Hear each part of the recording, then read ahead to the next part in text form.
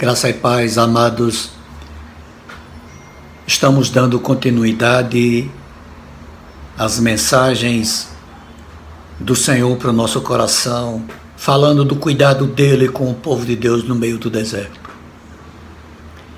E nesse instante nós queremos compartilhar um outro momento que o povo de Deus no deserto viveu, que foi depois que eles saíram de Elim, onde havia 12 fontes de água e 70 palmeiras. Eles caminharam vários dias pelo deserto, até que a água faltou.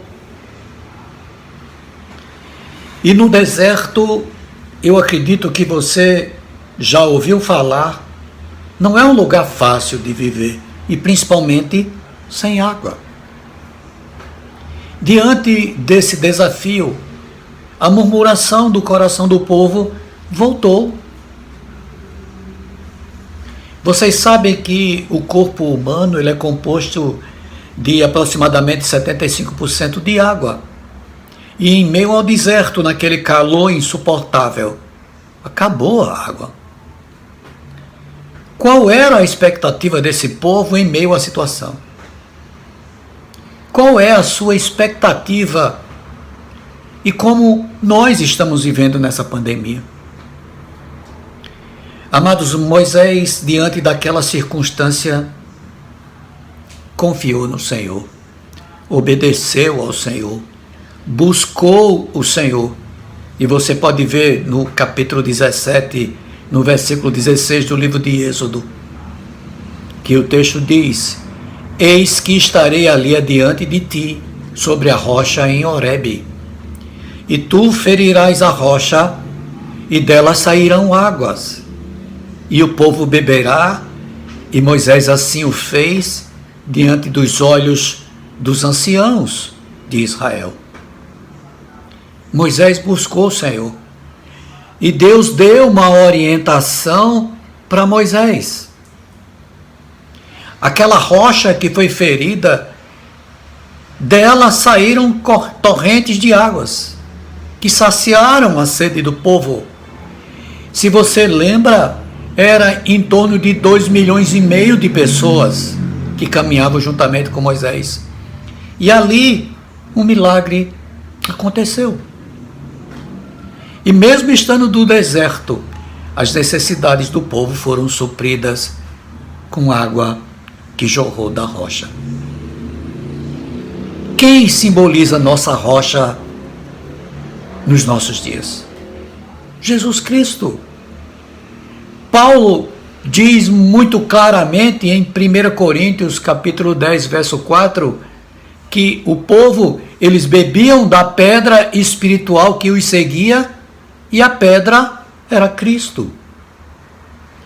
Assim como as torrentes de água jorraram da rocha, as boas novas de salvação vêm de Jesus, que morreu, que ressuscitou, e que é a esperança para aquele que vive. A rocha, ela foi ferida por Moisés. E Jesus, ferido pelos pecados da humanidade. Da rocha saiu água, de Cristo saiu sangue. O sangue do Cordeiro. A rocha foi suficiente para derramar água para milhares de pessoas. O sangue vertido na cruz é suficiente para toda a humanidade. Logo em seguida, no mesmo capítulo, a partir do versículo 8, começa um outro momento que o povo vive e prova do cuidado que Deus tem com o seu povo, que é a derrota de Amaleque. Deus escolheu a Israel para se manifestar entre os homens. Infelizmente, Israel não entendeu. A princípio, Israel não entendeu. Vemos que esse povo ele vivia se afastando e se aproximando do Senhor. E à medida em que eles passavam por dificuldade, eles buscavam a Deus e se aproximavam de Deus. Será que muitas vezes não é assim que nós agimos? Será que eu e você não fazemos o mesmo? Quando as coisas estão bem, para nós está tudo bem. Quando as coisas vão mal, buscamos o Senhor. Esse povo enfrenta mais uma batalha contra o povo amalequita. Todos nós enfrentamos batalhas diárias, seja na escola, no trabalho, em todos os momentos da nossa vida. É uma guerra espiritual. E Moisés sabia disso literalmente. A grande diferença na vida de Moisés é que ele sabia como derrotar as dificuldades, porque ele tinha plena e total confiança no Senhor. E nessa batalha dos amalequitas, o texto nos ensina, e Deus orientou a Moisés a estar em cima de uma rocha, erguer as mãos ao alto com a vara que tinha ferido o rio e tinha sido elevada para que Deus abrisse o mar. E assim Moisés o fez.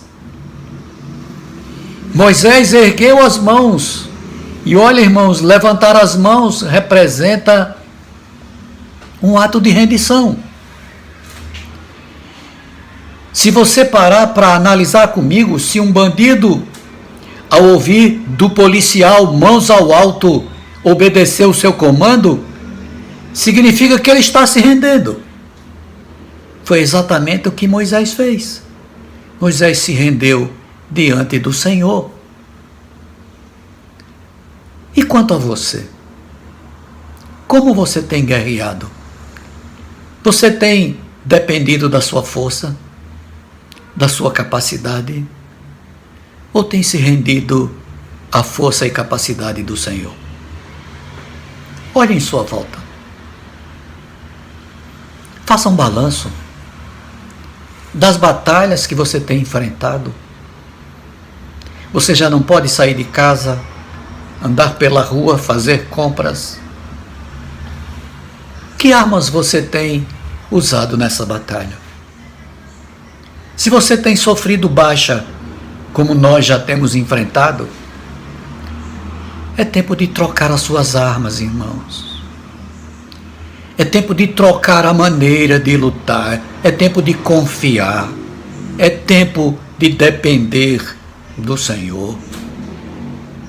Levantar as mãos, amados, significa orar a Deus e receber dele a instrução, a estratégia para derrotar o inimigo. Levantar as mãos, irmãos, significa que enquanto você está com elas erguidas, Deus está com suas mãos ao seu favor. Levantar as mãos significa dizer a Deus que você depende completamente dele. Levantar as mãos, amados, significa que se ele não agir, você não tem como derrotar o inimigo. O inimigo desse tempo, ele é invisível e é minúsculo, mas o estrago que ele produz é enorme. Por outro lado, irmão, abaixar as mãos significa que você não crê que Deus é capaz de lhe dar a vitória. Significa dizer que você acredita na sua própria força e não na dele. Que você já cansou de esperar. E agora você vai agir por conta própria. Abaixar as mãos, irmãos, impede a ação do Senhor. Mais uma vez, eu lhe pergunto, como estão as suas mãos nesse tempo?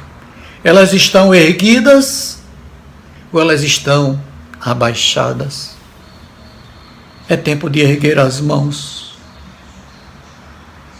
mantê-las bem elevadas na direção do nosso Deus. Se você estiver cansado,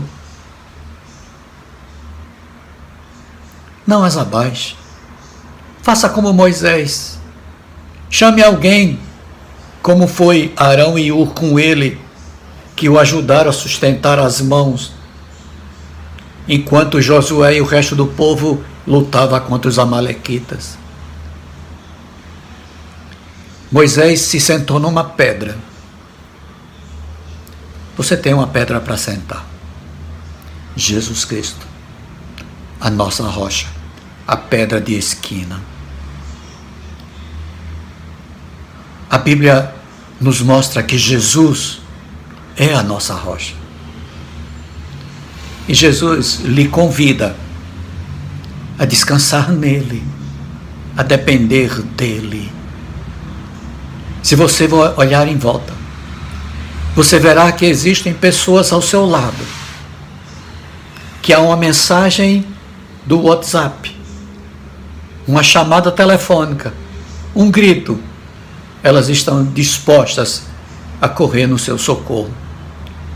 Elas estão torcendo pela sua vitória, mas estão desejando lhe ajudar a conquistar essa mesma vitória.